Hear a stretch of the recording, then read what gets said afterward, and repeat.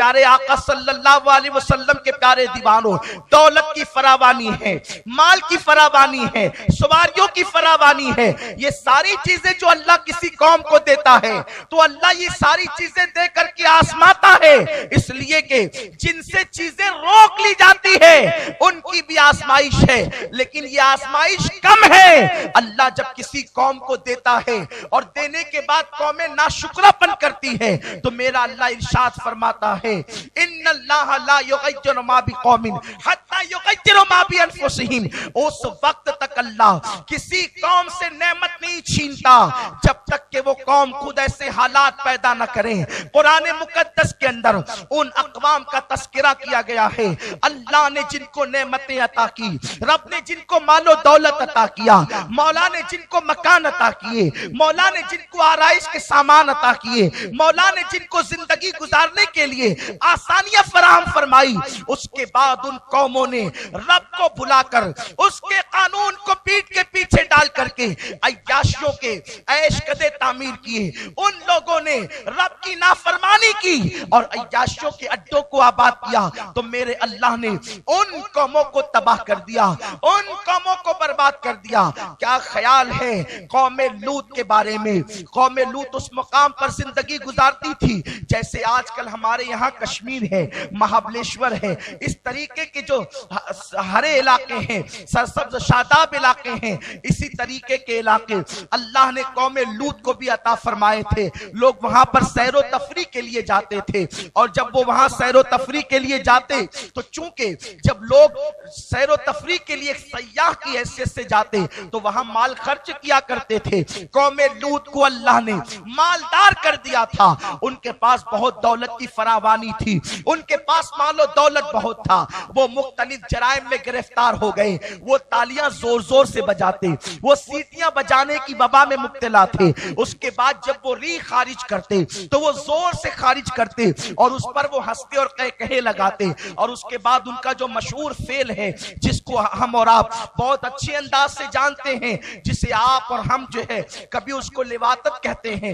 کبھی اغلام کہتے ہیں، اس طریقے کے نام دیتے ہیں۔ شیطان نے آ کر کے اس قوم کو یہ بدترین فعل سکھایا اور یہ وہ فعل ہے جو جانور بھی جانور کے ساتھ نہیں کرتا، یہ فعل بد جو ہے جانوروں میں صرف خنزیر کرتا ہے، صرف سور کرتا ہے، اور اس کے علاوہ ان کی جو برائیاں تھی تالیاں بجانا، سیٹیاں بجانا یا اس طریقے کے اللہ اکبر زور سے ریح خارج کرنا۔ اللہ تبارک و تعالیٰ نے جناب ابراہیم علیہ السلام کے بھتیجے جناب لوط علیہ السلام کو اس قوم پر مبعوث فرمایا۔ اللہ کے پیغمبر لوط علیہ السلام جب ان کے درمیان ان کو تہذیب سکھانے کے لیے گئے، کیونکہ ان کے پاس مال بھی تھا، ان کے پاس دولت کی فراوانی بھی تھی، ہرے بھرے علاقے بھی تھے، پانی کے چشمے بھی تھے، گویا کہ جنتی ارضی ان کو میسر تھی۔ اللہ کے پیغمبر نے ان کو اللہ سے ڈرایا، دولت کی بنیاد پر عیش نہ کرو، دولت کی بنیاد پر عیاشی نہ کرو، جو مولا دینے کی قوت رکھتا ہے وہ چھیننے کی قوت بھی رکھتا ہے۔ اللہ کسی کو نعمت دے کر کے بھول نہیں جاتا، جو دینا جانتا ہے سرکشی کی بنیاد پر چھیننا بھی جانتا ہے۔ انہوں نے اللہ کے پیغمبر کو جواب دیا، نوح بڑا تو شریف بنتا ہے، ضرور ہم تجھے اپنی بستی سے نکال دیں گے۔ اللہ کے پیغمبر کی شان میں جب انہوں نے اس طریقے کے کلمات کہے، قدرت کی طرف سے اعلان ہوا، لوط اب تم اپنے گھر بار کو چھوڑ کر کے نکل جاؤ اور اس قوم پر ہمارا عذاب آئے گا۔ میرے پیارے آقا علیہ السلام کے پیارے دیوانوں، یہ خبر جناب ابراہیم علیہ السلام کو پہنچی۔ ابراہیم علیہ السلام بڑے رقیق القلب تھے، بڑے نرم دل تھے، آپ نے ہاتھ اٹھا دیے، اللہ قوم لوط کو اپنی عذاب سے بچا لے۔ اعلان آ گیا، حکم آ گیا، اے ابراہیم اب ان کے لیے دعا نہ کرنا، قدرت ان کے لیے عذاب کا فیصلہ کر چکی ہے، قدرت ان کو تباہ کرنے کا فیصلہ کر چکی ہے، اب تم نے ان کے لیے دعا نہ کرنا۔ ابراہیم علیہ السلام کو روک دیا گیا۔ گیا. اور اس کے بعد حضرت لوط علیہ السلام جب اپنی بستی کو چھوڑ کر کے نکلے، وہ مالدار لوگ تھے، وہ کاروباری لوگ تھے، وہ بڑی فراخی کی زندگی گزار رہے تھے. اللہ نے اس ہرے بھرے علاقے پر بارش کو روک دیا. جب بارش رک گئی ہے تو مختلف انداز سے ان پہ عذاب آئے ہیں. جو ان پر سب سے بڑا عذاب آیا ہے وہ یہی تھا، جب بارش رک گئی وہ بارش کے لیے اللہ اکبر بے چین ہو گئے. ان کے جسم جلنے لگے، ان کے جسم دھوپ سے جھلسنے لگے. انہوں نے اللہ کی بارگاہ میں پانی طلب کیا، انہوں نے پانی مانگا. اللہ اکبر. جب انہوں نے پانی کے لیے دعا کی، جب انہوں نے بارش کے لیے دعا کی تو ایک کالا سا سیاہ ٹکڑا جو ہے آ گیا اور اس میں سے ہوائیں چلنے لگی. وہ اپنے مکانات سے نکل کر اس سیاہ ٹکڑے کے نیچے آ کر کے جمع ہو گئے، اس بادل کے نیچے آ کر کے جمع ہو گئے. اور وہ آپس میں باتیں کرتے تھے، ہم جو کر رہے ہیں قدرت اس سے ناراض نہیں ہے. لوط تو ہمیں یوں ہی ڈراتا تھا،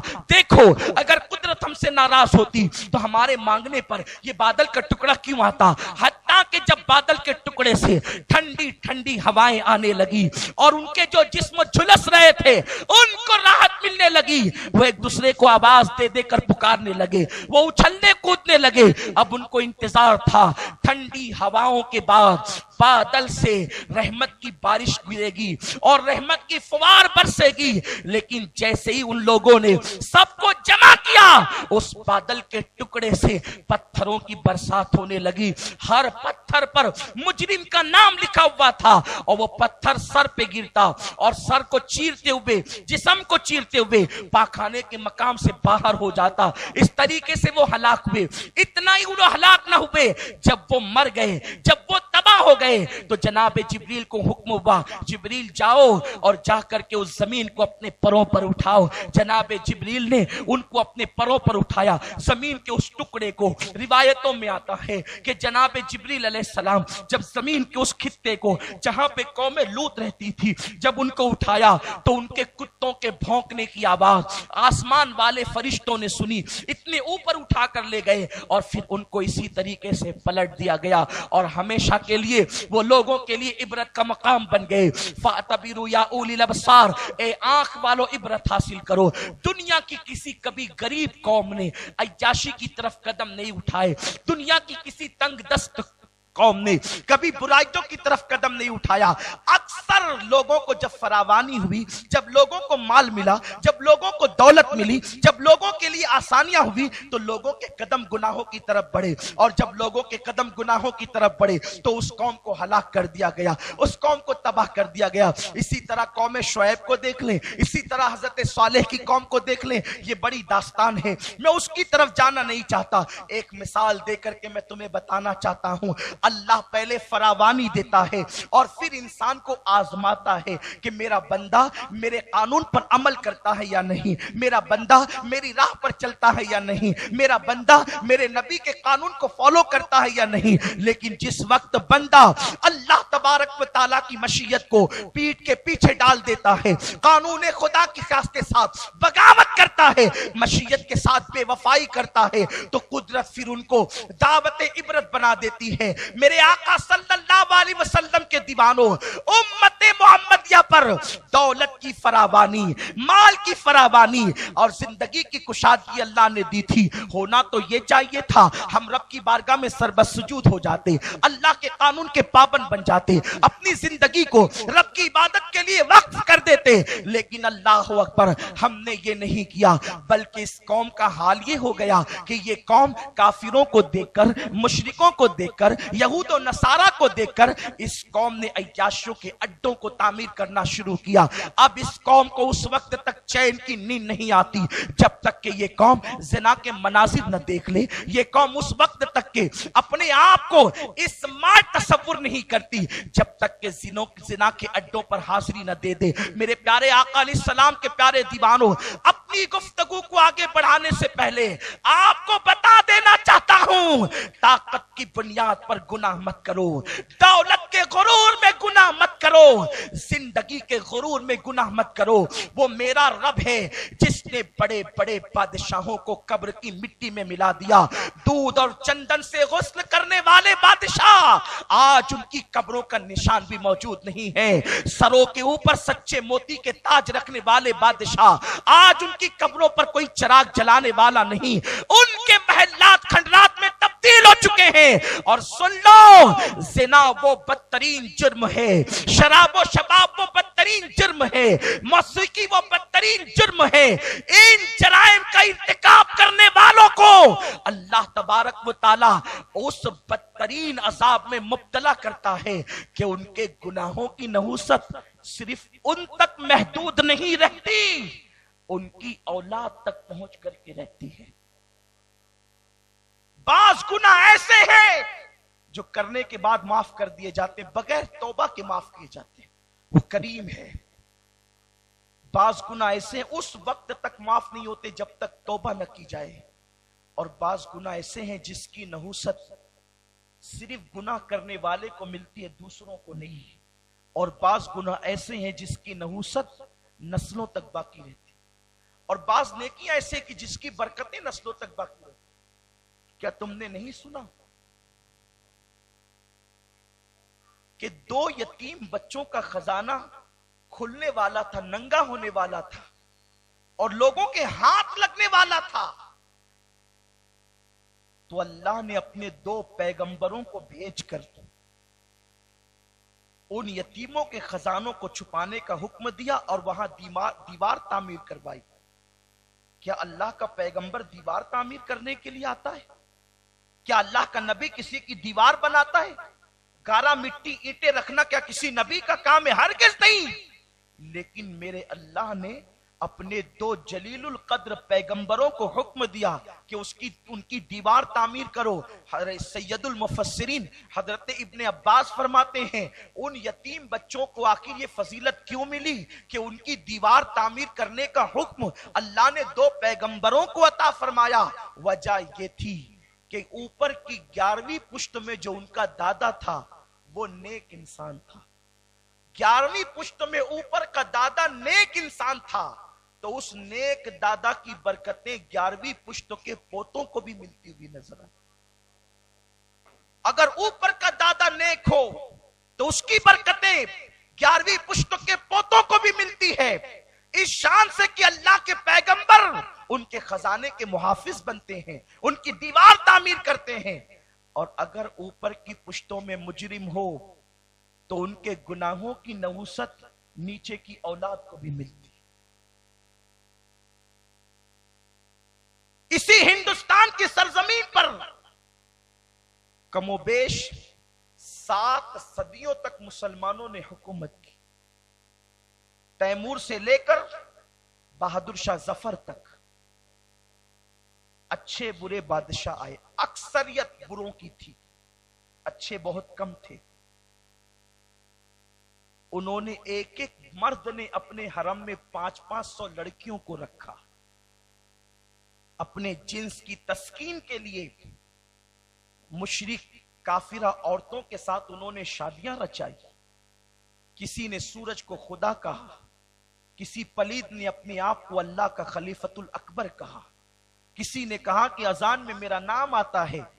इस तरीके के बादशाह भी हुए, लेकिन उनके ज़िना, उनके इश्क, उनकी अय्याशियों की दास्तानें यूं है कि एक मुगल शहजादा एक लड़की को अपनी बगल में लेकर किसी पार्क में बैठा था।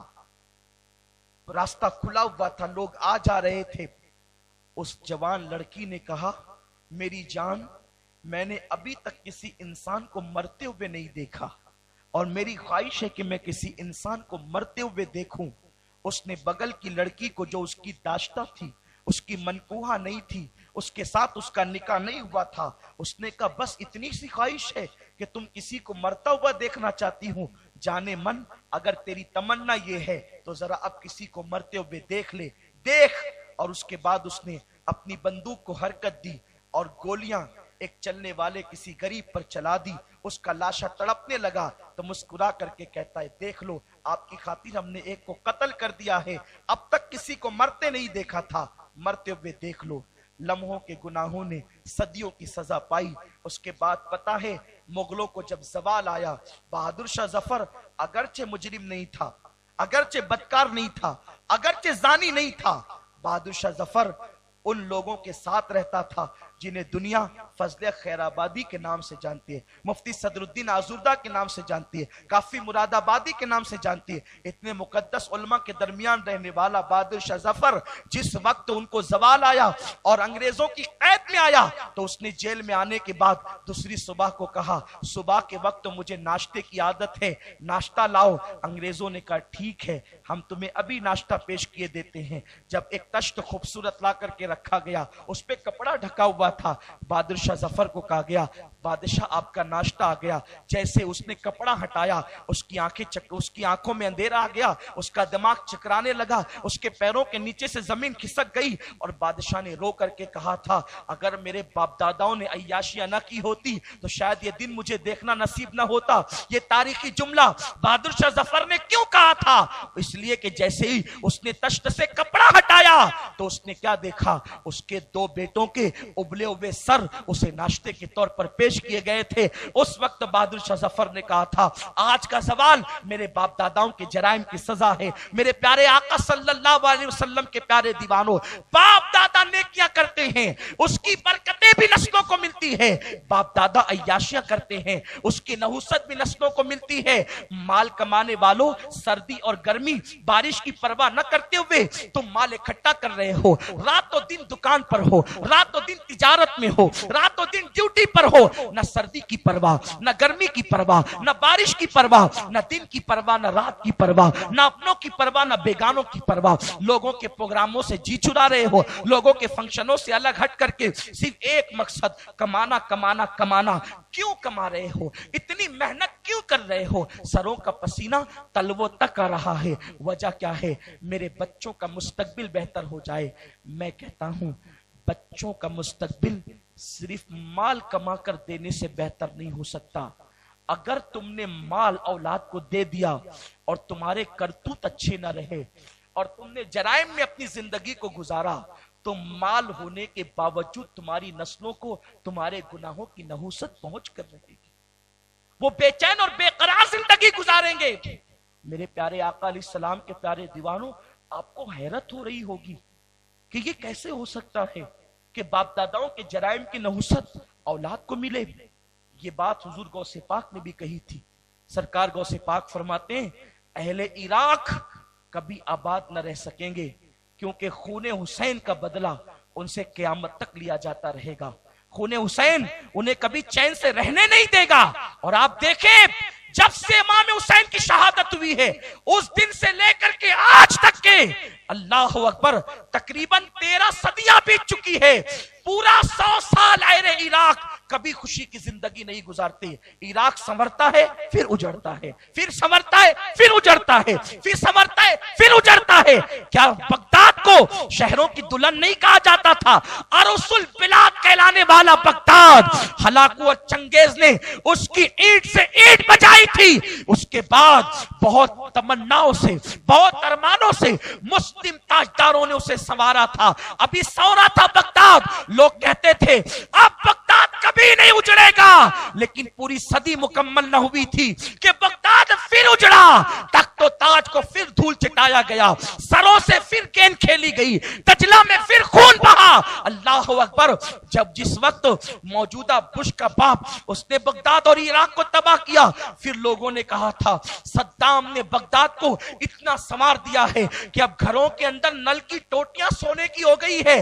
अब कोई बगदाद की तरफ या इराक की तरफ आंख उठाकर नहीं देखेगा। लेकिन फिर लोगों ने देखा कि मौजूदा बुश ने फिर बगदाद की और इराक को کی اینٹ سے اینٹ بجائی. صدام کی شہادت کے بعد اللہ اکبر اور بش کے زوال کے بعد پھر لوگوں نے کہا تھا اب جنگ کے آثار ختم ہو گئے ہیں, اب پھر ٹھنڈک آ گئی ہے, اب امریکہ کی فوج نکل رہی ہے, اب بغداد پھر دلہن بنے گا, اب عراق پھر سورے گا, اب عراق کے اندر پھر بہاریں آئے گی, اب عراق اسی دور کا عراق ہوگا, غوث الاعظم کے دور کا عراق, امام غزالی کے دور کا عراق. اس طریقے سے لوگوں نے قیاس آرائیاں کی تھی. کیا کوئی یہ تصور کر سکتا تھا کہ لمبی داڑیاں رکھنے والے داعش پھر کبھی عراق کے قاتل بنیں گے؟ لیکن لوگوں نے دیکھا امریکی تو بم سے اڑا رہے تھے, داعش نے چھری سے ان کی گردنوں کو کاٹا ہے. یہ کیا ہے؟ یہ ان کے باپ داداؤں کی کمائی ہے جو اولاد کو میسر ہے. حالانکہ ہماری ہمدردی ان کے ساتھ ہے, ہماری دعائیں ان کے ساتھ ہے, لیکن مثال دینے کے لیے عرض کر رہا ہوں, باپ داداؤں کے کرتوت نسلوں تک کے ان کی نحوستیں ملتی ہے.